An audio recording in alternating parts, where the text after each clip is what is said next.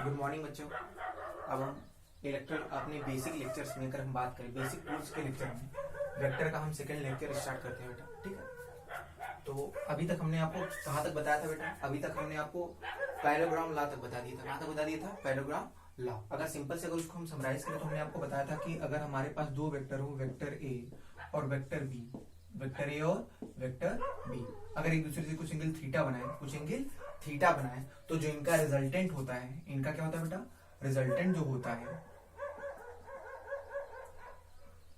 इनका जो रिजल्टेंट होता है, ठीक है, इनके कॉमन वर्टेक्स से होकर जाने वाले पैरेललोग्राम द्वारा रिप्रेजेंट होता है। इनके कॉमन वर्टेक्स से होकर जाने वाले पैरेललोग्राम द्वारा रिप्रेजेंट होता है बेटा। तो ये रहा इनका रिजल्टेंट। ये क्या है बेटा? Resultant vector. ठीक है, और ये इसका डायरेक्शन है। रिजल्टेंट का पहले वेक्टर से जो डायरेक्शन है वो अल्फा। तो हमने आपको बताया था कि जो आर होता है, रिजल्टेंट का मैग्नीट्यूड जो होता है, इसकी वैल्यू होती है बेटा, पिछले लेक्चर पे आपको हमने ये समझा दिया था बेटा, a square plus b square plus 2ab cos theta. यहाँ पे ए और बी क्या है बेटा? ए और बी, वेक्टर ए और वेक्टर बी के क्या है? मैग्नीट्यूड है। और थीटा क्या है बेटा? थीटा क्या है? वेक्टर ए और वेक्टर बी के बीच का एंगल है। क्या है? एंगल। ठीक है, तो ये आपका रिजल्टेंट का क्या है बेटा? मैग्नीट्यूड। क्या है? मैग्नीट्यूड। डायरेक्शन हमको कहां से मिलेगा? ये थीटा अल्फा, सॉरी अल्फा से। तो अल्फा हमारे को क्या देगा बेटा? डायरेक्शन। तो अल्फा बराबर आपका फॉर्म आएगा tan इनवर्स, अल्फा बराबर आएगा बेटा tan inverse B sine theta. याद करिए पिछले लेक्चर में हमने ये लिखवा दिया था आप लोग को, अपान ए प्लस बी कॉस थीटा। ध्यान से देखिए बेटा आप लोग, इसको यहां तक हो गया था हम लोग का। तो इसको हमने एक समराइज कर लिया बेटा। तो हमने ये बात करते हैं, ये हमारा क्या है? Law of parallelogram. ठीक है, तो लॉ ऑफ पैरेललोग्राम में ये बात ध्यान रखना है बेटा कि अगर दो वेक्टर्स हैं, उनके बीच का एंगल क्या है? अगर थीटा है, ठीक है, तो उनका जो रिजल्टेंट होता है वो बराबर होता है under root a square plus b square plus 2ab cos theta. और अल्फा क्या होता है? ये क्या बताता है? रिजल्टेंट का मैग्नीट्यूड। और ये क्या बताता है बेटा? डायरेक्शन। क्या बताता है? डायरेक्शन। अगर हम लिखें तो ये अपना है रिजल्टेंट का मैग्नीट्यूड। क्या है बेटा? मैग्नीट्यूड है। और ये क्या बताएगा बेटा? ये आपका बताएगा डायरेक्शन। क्लियर है? हाँ, तो ये हमारा रिजल्टेंट का मैग्नीट्यूड देगा, ये वाला फॉर्मूला, और ये डायरेक्शन। थोड़ा और इनमें बातें करें, यहाँ तो बात क्लियर है सबको? ठीक, तो हमने जो कल आपको पैरेललोग्राम लॉ बताया था उसको हमने समराइज कर दिया इस फॉर्मूला में। ठीक है, बाकी लॉ भी हम लोग को याद है। क्लियर है? ठीक है बेटा, तो लॉ में हमने आपको बताया था कि यदि दो वेक्टर्स हमारे किसी पैरेललोग्राम की दो एडजेसेंट साइड द्वारा रिप्रेजेंट हो, तो उनका जो रिजल्टेंट होता है उनके कॉमन वर्टेक्स से होकर जाने या कॉमन एंड से होकर, कॉमन पॉइंट से होकर जाने वाले डायगोनल द्वारा रिप्रेजेंट होता है। किसके द्वारा रिप्रेजेंट होता है? डायगोनल द्वारा। क्लियर है यहाँ तक बेटा? आगे बढ़ते हैं हम लोग। ठीक है,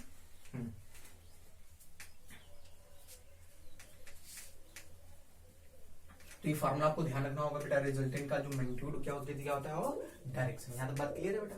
आगे चलो हम लोग बढ़ते हैं। अच्छा, अगर इसी फार्मूले पर थोड़ा हम फोकस करें, आर बराबर क्या है बेटा? आर बराबर है, अगर ध्यान से तो दो वेक्टर्स हैं तो रिजल्टेंट का जो फार्मूला आता है, अभी पैरेललोग्राम लॉ की ही बात करें, a square plus b square plus 2ab cos theta. Clear? तो यहाँ पे देखो थीटा पे तीन केस हो सकते हैं। Case number first, case number first की बात करते हैं, फटाफट देखिए आप लोग। केस नंबर फर्स्ट क्या होगा बेटा?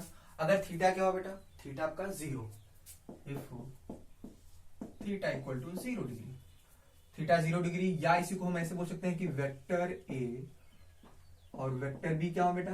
Parallel. Vector A parallel to vector B. तो रिजल्टेंट का फॉर्मूला क्या निकल के आएगा बेटा? अगर ध्यान से देखिए तो आर बराबर होगा a square plus b square plus 2ab cos 0। cos 0 का मान क्या होता है बेटा? 1 होता है। तो यहाँ बन जाएगा a square plus b square plus 2ab। क्या बन जाएगा यहाँ पे? ए प्लस बी का होल स्क्वायर। तो ए प्लस बी का अगर होल स्क्वायर आएगा तो उसका रूट अब लेंगे तो क्या आएगा बेटा? यहाँ पे ए प्लस बी। क्या ये रिजल्टेंट की वैल्यू आ रही है बेटा? अगर आप ध्यान से देखो तो ये रिजल्टेंट की मैक्सिमम वैल्यू है। क्यों मैक्सिमम वैल्यू है? क्योंकि यहाँ पर जो कॉस है वो क्या हो रहा है? मैक्सिमम हो रहा है। क्या हो रहा है बेटा? मैक्सिमम। क्योंकि यहाँ पे हम जानते हैं कॉस की मैक्सिमम वैल्यू थीटा बराबर 0 पे, इसलिए कॉस की वैल्यू मैक्सिमम है, इसलिए रिजल्टेंट की ये क्या है बेटा? Maximum value. तो ध्यान रखना, रिजल्टेंट की जो मैक्सिमम वैल्यू कब होती है बेटा? मैक्सिमम वैल्यू तब होती है जब दोनों वेक्टर्स के बीच का एंगल क्या हो? 0 डिग्री, या दोनों पैरेलल हो। क्या हो बेटा? पैरेलल। हम केस नंबर 2 की बात करते हैं बेटा। ठीक है, केस नंबर 2 की बात करते हैं। इफ अगर थीटा क्या हो हमारा? 90 डिग्री, थीटा क्या हो बेटा? 90 डिग्री। और इसको हम बोल सकते हैं ऐसे भी कि वेक्टर ए परपेंडिकुलर हो वेक्टर बी के, वेक्टर ए और वेक्टर बी एक दूसरे के परपेंडिकुलर हो। अगर सोचो दो वेक्टर परपेंडिकुलर होंगे, सोचो cos 90 की वैल्यू क्या हो जाएगी 0, तो ये पूरा टर्म क्या हो जाएगा 0, तो रिजल्टेंट की वैल्यू क्या होगी under root a square plus b square plus 2ab cos 90। cos 90 की वैल्यू क्या होती है बेटा 0, इसलिए ये सारा टर्म हमारा क्या हो जाएगा बेटा 0 हो जाएगा। तो रिजल्टेंट की वैल्यू आएगी बेटा यहाँ से अंडर रूट में ए स्क्वायर प्लस बी स्क्वायर। ध्यान से देखिए बेटा आप लोग सारी बातें, तो ये रिजल्टेंट की जो वैल्यू आई वो कितनी आ गई बेटा यहाँ पे, अगर ध्यान से देखिए आप तो a square plus b square. Clear, a square plus b square, बात क्लियर हो रही है यहाँ पे। ठीक है, केस नंबर 3 की हम बात कर लेते हैं यहाँ पे बेटा, केस नंबर 3।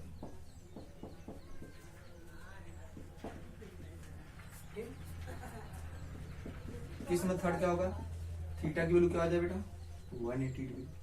180 डिग्री मतलब क्या हो जाएगा, वेक्टर और वेक्टर भी पैरेलल की एंटी पैरेलल, एंटी पैरेलल। ठीक है, और इसको हम बोले वेक्टर ए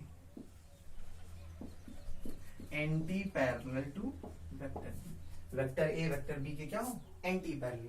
तो हम जानते हैं यहाँ पे फॉर्मूले में जहां थीटा है वहां थीटा क्या रखेंगे 180, और cos 180 की वैल्यू क्या होती है बेटा -1, क्या होती है -1। तो आपका बन जाएगा a square plus b square plus 2ab cos 180, और cos 180 की वैल्यू -1 होगा तो बन जाएगा a square plus b square minus 2ab, मतलब a माइनस बी का होल स्क्वायर। तो यहाँ रिजल्टेंट की जो वैल्यू आएगी बेटा कितनी आ जाएगी बेटा a माइनस बी का होल स्क्वायर। अब चूंकि अंडर रूट के अंदर है तो जो डिफरेंस है ना, डिफरेंस प्लस भी हो सकता है और माइनस, इसलिए क्या लगाना जरूरी है बेटा मॉल लगाना है यहाँ पे जरूरी, क्योंकि रिजल्टेंट कभी भी नेगेटिव नहीं। तो सोचो अगर ध्यान से देखो तो ये रिजल्टेंट की क्या है मिनिमम वैल्यू है। क्यों मिनिमम वैल्यू बेटा, क्योंकि कॉस की सबसे मिनिमम वैल्यू क्या होती है -1, तो कॉस जब मिनिमम होगा तो रिजल्टेंट भी मिनिमम। तो आपका रिजल्टेंट की मिनिमम वैल्यू ये है, आपका ये है मैक्सिमम वैल्यू। क्या है मैक्सिमम वैल्यू। यहाँ तक बात क्लियर है बेटा। तो आप ध्यान रखना बेटा कि दो वेक्टर्स का रिजल्टेंट मैक्सिमम तब होता है जब वो एक ही अलोंग, ठीक, जब दोनों क्या हो एक ही डायरेक्शन में हो। ठीक है, दोनों क्या हो बेटा पैरेलल हो, ठीक है, या दोनों के बीच का एंगल 0 हो। ठीक है, और मिनिमम कब होता है जब वो दोनों एक दूसरे क्या हो बेटा एंटी पैरेलल हो। क्या हो एंटी पैरेलल, या अपोजिट भी कर सकते हैं। क्लियर है, यहाँ तक सही है। अच्छा,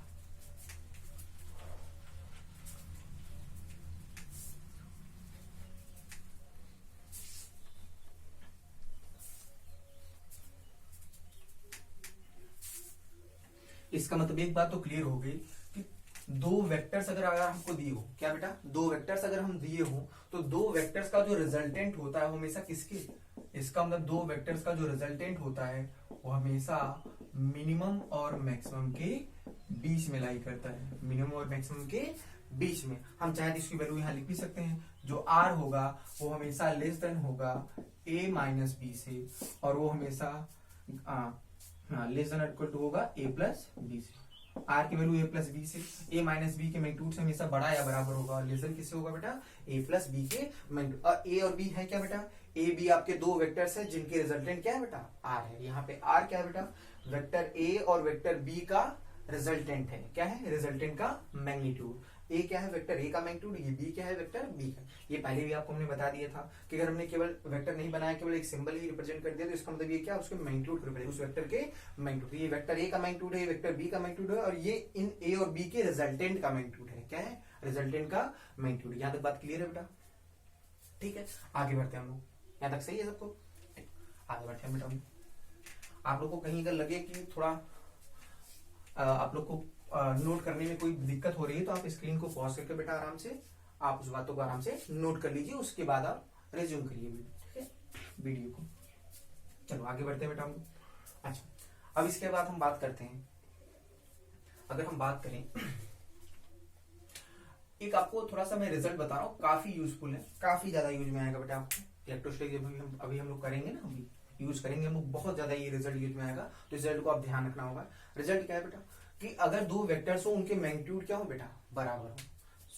अगर हमने कह दिया कि मान लो दो फोर्स वेक्टर है, सपोज दैट, ठीक है, हमने कह दिया मान लो दो फोर्स वेक्टर्स है, ठीक है, मान लो कोई दो फोर्स वेक्टर है, इनके मैग्नीट्यूड्स बराबर है, इनके दोनों के मैग्नीट्यूड क्या है बेटा बराबर है, और इनके बीच का एंगल क्या है थीटा है। क्या बेटा थीटा है। अगर दो वेक्टर्स है जिनका मैग्नीट्यूड क्या है बराबर है और उनके बीच का एंगल थीटा है, तो हम क्या देखना चाहते हैं रिजल्टेंट और डायरेक्शन। तो हमारे पास एक ही फार्मूला अभी पैरेललोग्राम लॉ पढ़ा है, तो r बराबर होता है under root a square plus b square plus 2ab cos theta. तो हम लगाते हैं बेटा फॉर्मूला। तो हम जैसे ही फॉर्मूला लगाएंगे रिजल्टेंट हम अभी हमने पढ़ा है कि रिजल्टेंट का फॉर्मूला होगा r बराबर अंडर रूट में a square plus b square plus 2ab cos theta.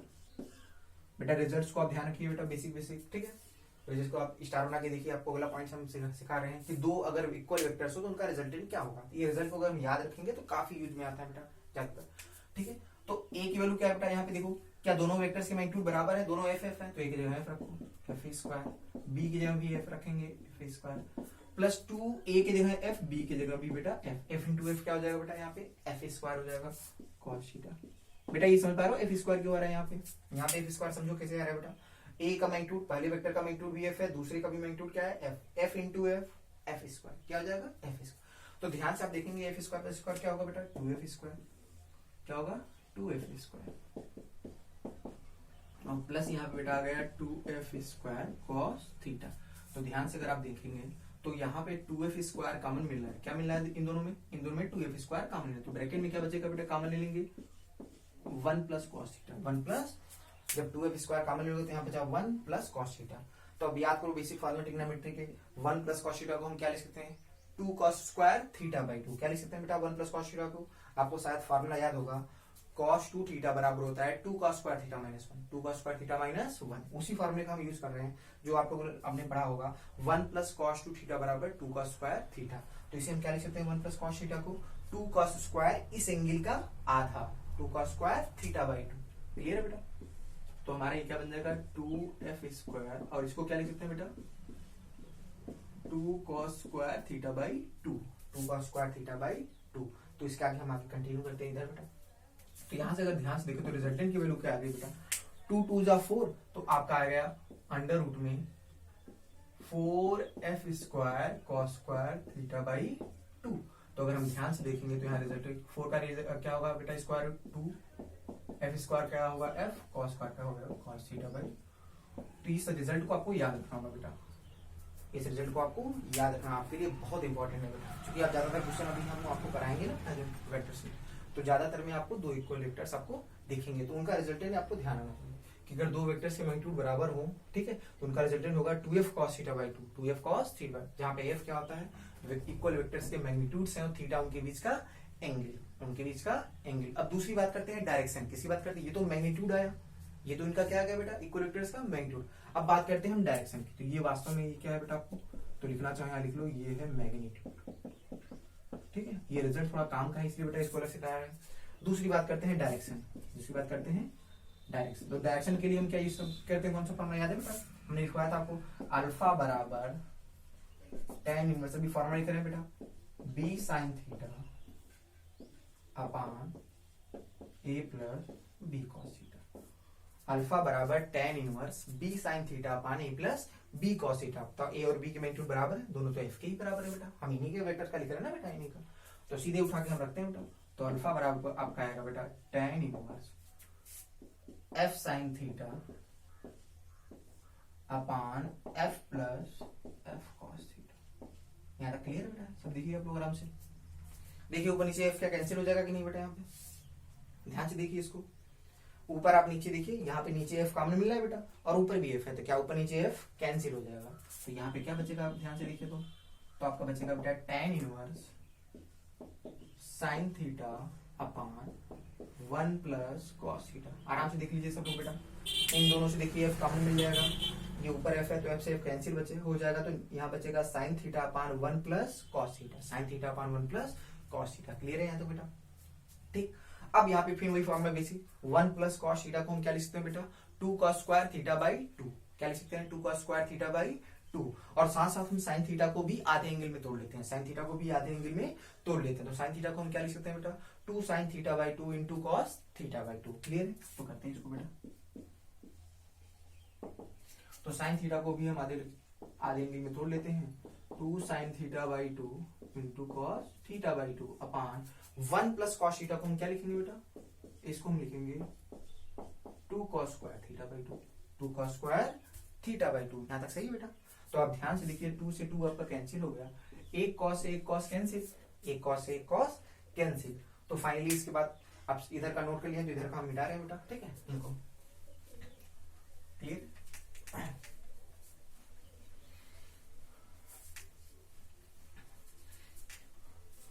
तो क्या आएगा देखते हैं बेटा इसका आगे।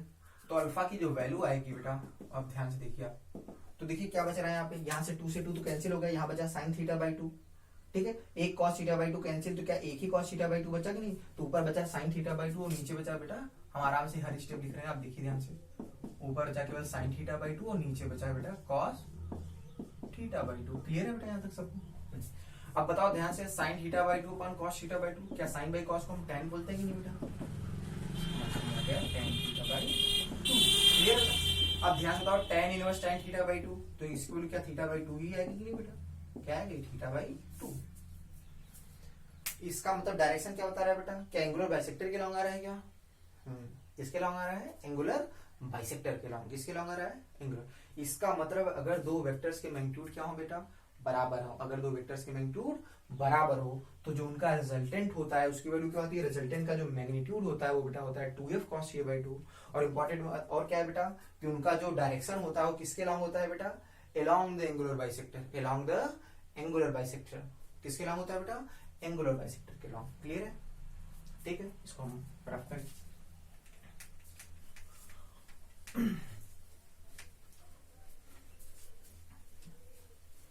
आपको बहुत ज्यादा बेटा परेशान होने की जरूरत नहीं है, रोज करके 1 घंटे का लेक्चर, ठीक है, 1 घंटे फिजिक्स का लेक्चर और 1 घंटे आपको मैथ का लेक्चर हम हमेशा अपलोड करते रहेंगे। आपको बहुत ज्यादा घबराने की जरूरत नहीं है, ठीक है। साथ साथ और डाउट्स की भी क्लासेस हमको प्रयास कर रहे हैं लेने का, ठीक है। जल्दी ही मैंने जो आपको इन्फॉर्म इसके लिए कर दिया जाएगा, ठीक है बेटा, सही है।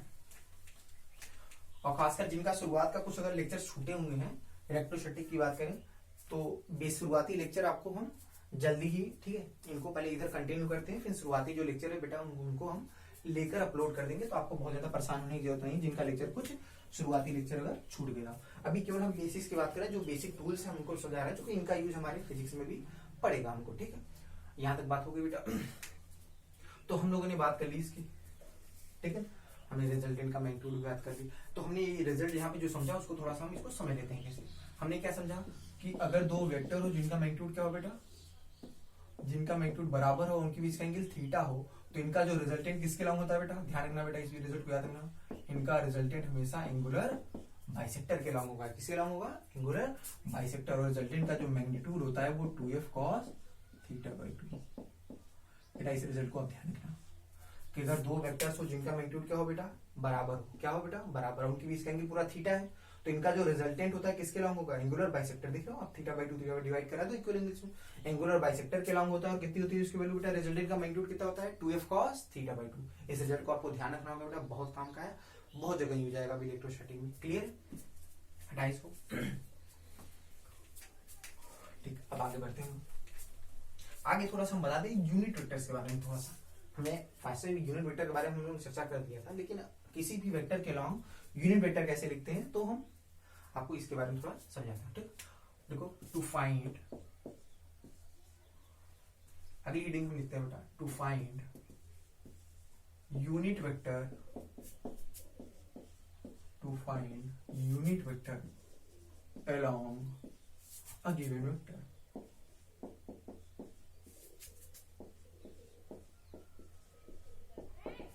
शेडिंग हम अगर बात करते हैं तो किसी भी गिवन वेक्टर के लॉन्ग यूनिट वेक्टर निकालने की बात करते हैं। तो कैसे निकालते हैं यूनिट वेक्टर? किसी कोई भी वेक्टर अगर आपको दिया हुआ है तो इसके लॉन्ग हम यूनिट वेक्टर कैसे निकालते हैं, इसको हम थोड़ा समझते हैं। तो समझते हैं सिंपल सा, जैसे हमने कह दिया कि हमारे पास मान लो कोई वेक्टर है, ये कोई वेक्टर है, हमने कह दिया ये वेक्टर है, ठीक है, सिंपल सा। हमने कह दिया कि मान लो इसका लेंथ कितना बेटा? सपोज मान लिया 4 है। तो याद करो यूनिट वेक्टर क्या होता था, मैंने आपको पिछले लेक्चर पे आपको समझाया था बेटा कि किसी यूनिट वेक्टर क्या होता है बेटा? यूनिट वेक्टर होता है ऐसा वेक्टर जिसका मैग्नीट्यूड क्या हो बेटा? यूनिटी हो, क्या 1 हो, क्या हो बेटा? 1। तो हमने तरीका बताया था किसके लॉन्ग यूनिट वेक्टर निकालने का तरीका होता है, इसको 4 इक्वल पार्ट में डिवाइड कर देंगे बेटा। कितने इक्वल पार्ट में? 4 इक्वल पार्ट में हम डिवाइड कर देंगे, और इसका कोई भी एक वेक्टर ले लेंगे तो उसकी लेंथ कितनी होगी बेटा? कोई भी एक पार्ट ले लेंगे तो वो जो वेक्टर होगा डायरेक्शन को अगर हम सेम रखें तो इसे हम बोलते हैं इसका यूनिट वेक्टर। क्यों यूनिट वेक्टर बोलते हैं? क्योंकि इसका मैग्नीट्यूड कितना होता है बेटा? इसका मैग्नीट्यूड 1 होता है। ये क्या है बेटा? Unit vector. किसके लॉन्ग? वेक्टर ए के लॉन्ग यूनिट। इसके बारे में हमने बता दिया था। अब इसकी वैल्यू कैसे निकालते हैं इसको हम थोड़ा समझाना चाहते हैं, क्योंकि हर बार आप ऐसा नहीं वेक्टर दिया होगा उसको 4 टुकड़े कर लेंगे, ठीक है। क्योंकि यहाँ पर ये रिप्रेजेंटेड है, आपको ऐसा है तो आप इसको आसानी से समझ सकते हैं। अदरवाइज आपको तो वेक्टर की आई जे के आई कैप के कैप और जे कैप के फॉर्म मिलेगा, तो वहां से आप ए कैप को आसानी से निकाल पाए ये जरूरी नहीं है। तो इसके मतलब हमारे को किसी भी वेक्टर के लिए यूनिट वेक्टर का फॉर्मूला मालूम होना चाहिए, ठीक है। तो उसको कैसे निकालते हैं जो समझते हैं। अगर आप ध्यान समझो, ये कौन सा वेक्टर है बेटा, ए कैप। क्या है बेटा, ए कैप। इसका मैग्नीट्यूड कितना है, 1 है। कितना है, 1 है। सोचो अगर इस ए कैप वेक्टर को हम किससे मल्टीप्लाई करते हैं, 2 से मल्टीप्लाई करते हैं, तो इसका मैग्नीट्यूड क्या 2 हो जाएगा। कितना हो जाएगा, 2। तो इसकी लंबाई क्या दुगनी हो जाएगी, नहीं बेटा, कितनी हो जाएगी, दुगनी। डायरेक्शन इसका वही है जो है इसका डायरेक्शन है, ठीक है। अगर सोचो अगर इसको 3 से मल्टीप्लाई करें तो इसका इसकी लेंथ कितनी हो जाएगी, 3। कितनी हो जाएगी, 3। तो सोचो अगर इसको हम 4 से मल्टीप्लाई करते, किससे मल्टीप्लाई करते, 4 से। तो सोचो अगर ए कैप वाले वेक्टर को हम किससे मल्टीप्लाई करते बेटा, 4 से अगर हम मल्टीप्लाई कर देंगे तो ये क्या बन जाएगा बेटा, क्या 4 ए कैप वेक्टर आ जाएगा कि नहीं बेटा। सोचो इसका मैग्नीट्यूड कितना हो जाएगा, जो 4 ए कैप वेक्टर होगा इसका मैग्नीट्यूड कितना हो जाएगा बेटा, क्या 4 हो गया कि नहीं बेटा। अब ध्यान से वेक्टर ए और 4 ए कैप पे फोकस करिए, क्या दोनों के मैग्नीट्यूड सेम सेम है, ठीक है ना। दोनों के मैग्नीट्यूड क्या है बेटा, सेम। इसका भी 4 है और इसका भी, दोनों के मैग्नीट्यूड अगर ध्यान से देखें तो दोनों के मैग्नीट्यूड क्या है बेटा, सेम। उसका भी 4 है और इसका भी 4 है, दोनों के मैग्नीट्यूड सेम है। डायरेक्शन की बात कर लेते, क्या दोनों डायरेक्शन भी सेम है कि नहीं, तो मैग्नीट्यूड भी सेम है और डायरेक्शन भी। तो इसका मतलब ये दोनों वेक्टर कैसे हो जाएंगे, इक्वल वेक्टर। कैसे वेक्टर्स हो जाएंगे बेटा, इक्वल वेक्टर्स। इसका मतलब हम यहां से लिख सकते हैं वेक्टर ए बराबर 4 ए कैप। 4 ए कैप, हमारा टारगेट क्या निकालना है, ए कैप निकालना है। क्या निकालना है, तो अगर हम ए कैप के बारे में ए कैप को लिखना चाहे तो ए कैप बराबर होगा vector A upon 4। Vector A अपान 4। अगर ध्यान समझो बेटा ये 4 है क्या, ध्यान समझिए 4 यहाँ पे क्या है, 4 बेसिकली कुछ और नहीं बेटा, वेक्टर ए का क्या है बेटा, मैग्नीट्यूड है। वेक्टर ए का क्या है, मैग्नीट्यूड। तो बताया था ना किसी भी वेक्टर का मैग्नीट्यूड क्या होता है, इसकी लेंथ रिप्रेजेंट करती है। उसका कितना लेंथ है वही इसको वेक्टर क्या कहलाता है, मैग्नीट्यूड। तो वेक्टर ए का जो मैग्नीट्यूड है वो यहाँ पे कितना है बेटा, 4 है। इसका मतलब 4 को हम क्या लिख सकते हैं, magnitude of vector A. Magnitude of vector A तो हम लिखना चाहेंगे यहाँ से, तो ए कैप बराबर आ जाएगा vector A upon vector A का मैग्नीट्यूड, वेक्टर ए का। और ये हमारा फॉर्मूला है किसी भी वेक्टर के लॉन्ग यूनिट वेक्टर। आपको पता होगा ए कैप क्या है, यहाँ पे ए कैप है यूनिट वेक्टर एलॉन्ग वेक्टर है, यूनिट वेक्टर एलॉन्ग वेक्टर है। इसका मतलब किसी भी वेक्टर के एलॉन्ग यूनिट वेक्टर निकालने का तरीका होता है, उस वेक्टर को किससे डिवाइड कर दो बेटा, उसके मैग्नीट्यूड से, उसके मैग्नीट्यूड से। यहाँ पे बात क्लियर है बेटा, आप देख लीजिए इसको। तो किसी भी वेक्टर के लॉन्ग यूनिट वेक्टर निकालने का तरीका क्या होता है, उस वेक्टर को हम किससे डिवाइड कर देंगे बेटा, उसके मैग्नीट्यूड से। तो किसी भी वेक्टर को अगर हम उसके मैग्नीट्यूड से डिवाइड कर देंगे तो उस वेक्टर के लॉन्ग क्या मिल जाएगा हमको बेटा, यूनिट वेक्टर। क्या मिल जाएगा, यूनिट वेक्टर। क्लियर है यहाँ तक बेटा, यहाँ तक बातें क्लियर है बेटा। तो आगे बढ़ते हैं हम लोग।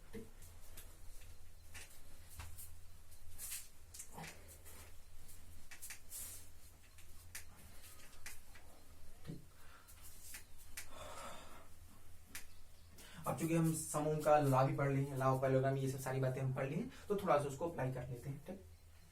तो आगे हम बात कर रहे हैं स्टार बना के कुछ बातें हम लोग सीखते हैं। अच्छा, अगर हमने बात करी जैसे 2 डायमेंशन एक्स वाई प्लेन में, किसमें बात करें, एक्स वाई प्लेन में, ठीक। सपोज एक सिंपल सी बात समझते हैं पहले, ये ओरिजिन है, ठीक है। हमने कह दिया कि मान लो यहाँ पर कोई पॉइंट पी है, कोई पॉइंट सपोज है पी, इसका कोऑर्डिनेट है मान लो ए कॉमा बी। क्या है बेटा, ए कॉमा बी। अगर मान लो किसी पॉइंट का कोऑर्डिनेट ए कॉमा बी है, तो सोचो इस पॉइंट को हम कैसे रिप्रेजेंट करेंगे बेटा, ध्यान से देखो। पॉइंट वाला आपको पता होगा कि नहीं बेटा, अगर इस पॉइंट पे मुझे पहुंचना है तो एक्स के अलॉन्ग कितना चलना पड़ेगा, एक्स के अलॉन्ग चलना पड़ेगा ए, और वाई के अलॉन्ग कितना चलना पड़ेगा बेटा, बी। कितना चलना पड़ेगा, बी।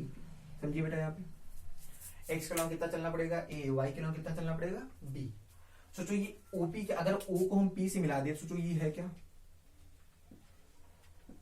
ये ओपी वेक्टर कौन सा वेक्टर होगा, क्या इस ओपी वेक्टर को हम बोलते हैं position vector of point P. इसके बारे में पहले से बताया हमने, आपको पोजीशन वेक्टर के बारे में लास्ट लेक्चर में बता दिया।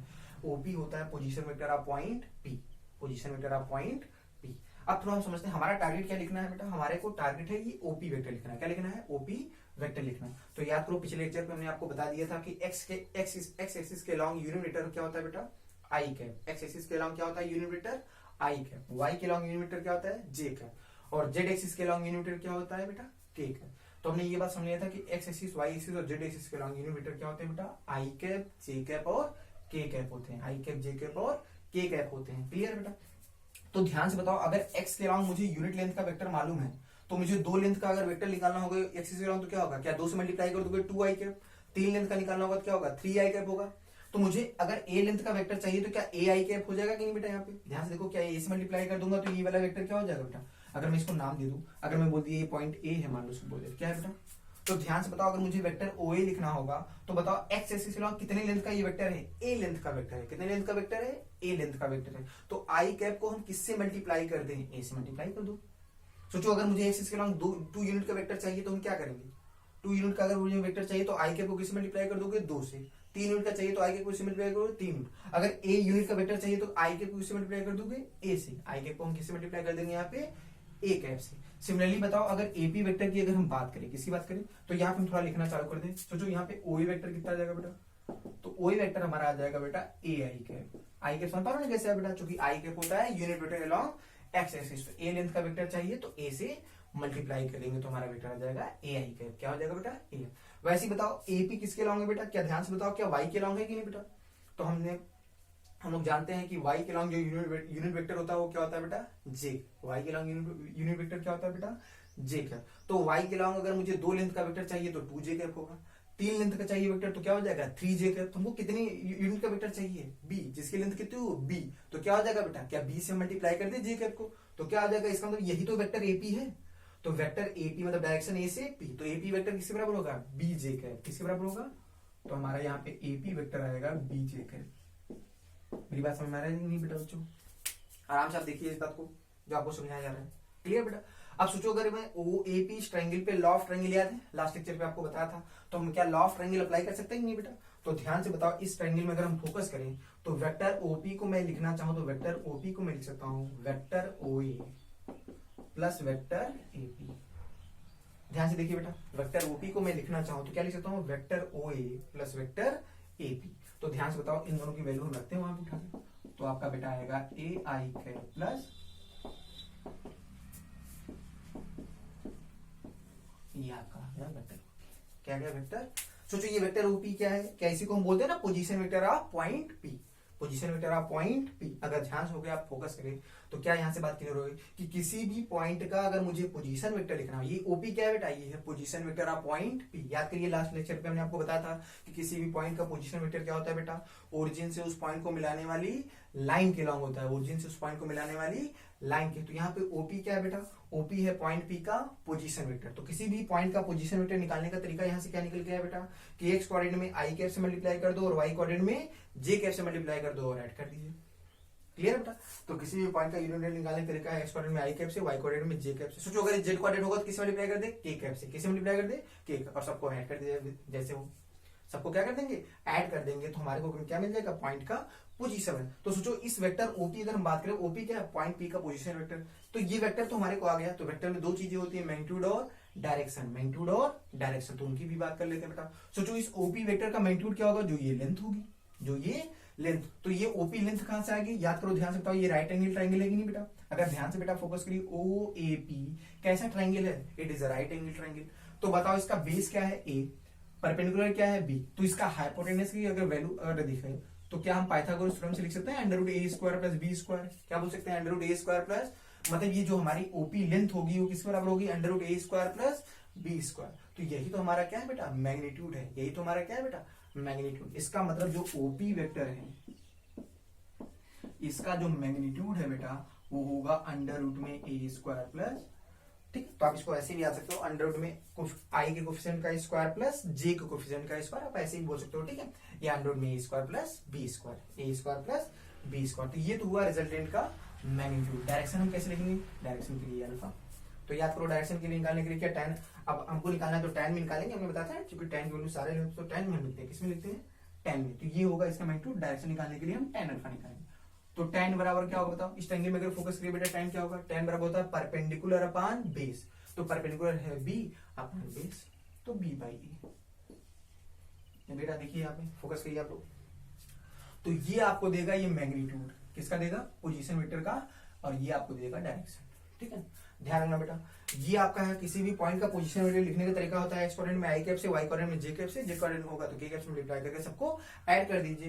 मैग्नीट्यूड लिखने का तरीका होता है पोजीशन वेक्टर √ में आई के कोएफिशिएंट का स्क्वायर प्लस जे के कोएफिशिएंट का स्क्वायर प्लस के होगा तो के भी लिख देंगे। यहाँ पे आई जी है तो आई जी ही लिख देंगे कोएफिशिएंट का स्क्वायर प्लस। अब यहाँ पे डायरेक्शन इसमें था तो tan मोस्टली अगर आपको बोला जाए ना तो ये उतना खास बहुत ज्यादा, क्योंकि यहाँ पे 3D में आएगा तो यहाँ पे हम डायरेक्शन कोसाइंस की बात करें। अभी 2D में है तो हम आप बता सकते हो कि एक्स एक्सिस से कितना एंगल बना रहा है अल्फा अपना जो है, तो ये इसको हम निकाल सकते हैं। तो यहाँ से अगर आप ध्यान से देखो डायरेक्शन की बात करेंगे तो टेन अल्फा और बी बाई ए।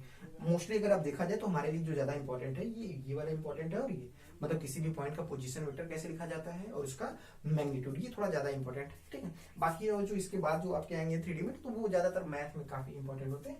यहाँ पे बहुत खास उतना ज्यादा यूज नहीं होता है, ठीक है। होता भी है तो आपके लिए बहुत ज्यादा नहीं है, ठीक है। उतने से हमारे जितना बताया जाएगा उतने से काफी काम आता है, सारा हो जाता है लगभग मोस्टली, ठीक है बेटा। यहाँ पे तो ये पॉइंट क्या है बेटा, तो किसी भी पॉइंट का पोजीशन वेक्टर निकालने का तरीका होता है एक्स कोऑर्डिनेट में आई कैप से, वाई कोऑर्डिनेट में जे कैप से और जेड कोऑर्डिनेट में के कैप से हम मल्टीप्लाई करके ऐड कर देते हैं, ठीक है। और मैग्नीट्यूड निकालने का तरीका होता है अंडर में आई कोएफिशिएंट का स्क्वायर प्लस जे कोएफिशिएंट का स्क्वायर प्लस के कोएफिशिएंट का होल स्क्वायर। क्लियर है बेटा, यहाँ तक बात सबको क्लियर है कि नहीं?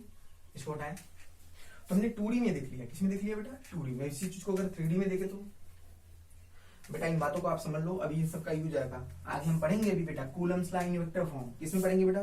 Coulomb's law in vector form. तो इन सबका काफी यूज है बेटा, ठीक है। कैसे मैग्नीट्यूड लिखा जाता है, यही सब सारी चीजें हैं जो आपके यूज में है, तो आप इनको बहुत लाइटली न लीजिए, ठीक है। क्लियर? तो आगे हम बात करते हैं इसमें। अगर इसी को हम 3D में देखें, किसमें देखें बेटा? 3D में देखें, हमने कह दिया ये एक्स एक्सिस है, ठीक है, वाई एक्सिस और ये जेड एक्सिस, ये आपका ओरिजिन है। हमने कह दिया कि मान लो ये कोई पॉइंट पी है, हमने कह दिया मान लो इसको करना ए कमा बी कमा सी है, ए कमा बी कमा सी है। तो बताओ इस पॉइंट का पोजीशन वेक्टर क्या होगा बेटा? क्या यही वेक्टर होगा नहीं? ओपी वेक्टर हमारा। तो बताओ इस ओपी वेक्टर को हम डायरेक्ट लिख सकते हैं पोजीशन वेक्टर। ओपी क्या है बेटा? Position vector of point P, position vector of point P. बता चुका हूं आपको। तो क्या तरीका होगा? अभी आपको सिखाया बेटा, एक्स कोऑर्डिनेट में किससे मल्टीप्लाई करो? आई कैप से। वाई कोऑर्डिनेट में किससे मल्टीप्लाई करो? जे कैप से। और जेड कोऑर्डिनेट को किससे मल्टीप्लाई करो? जेड कोऑर्डिनेट को किससे मल्टीप्लाई करेंगे? के कैप से। और इनको सबको ऐड कर दीजिए, ठीक है। एक्स कोऑर्डिनेट में आई कैप से, वाई कोऑर्डिनेट को जे कैप से, जेड कोऑर्डिनेट को के कैप से मल्टीप्लाई करके जोड़ दीजिए, तो पॉइंट पी का पोजीशन वेक्टर आ गया। बताओ मैग्नीट्यूड कैसे लिखेंगे इसका? मैग्नीट्यूड कैसे लिखेंगे? याद करो, अंडर रूट में आई के कोएफिशिएंट का होल स्क्वायर प्लस जे के कोएफिशिएंट का होल स्क्वायर प्लस के के कोएफिशिएंट का, तो ये मैग्नीट्यूड आ गया बेटा। अब यहाँ पे चूंकि वो 2D में था तो हमने एक्स एक्सिस एंगल बता दिया था आपको tan अल्फा के रूप में। अब यहाँ पे 3D में है तो हम यहाँ पे एक्सिस एंगल है, तो हम यहाँ पे बात करते हैं डायरेक्शन कोसाइन। किसकी बात करते हैं बेटा? Direction cosine.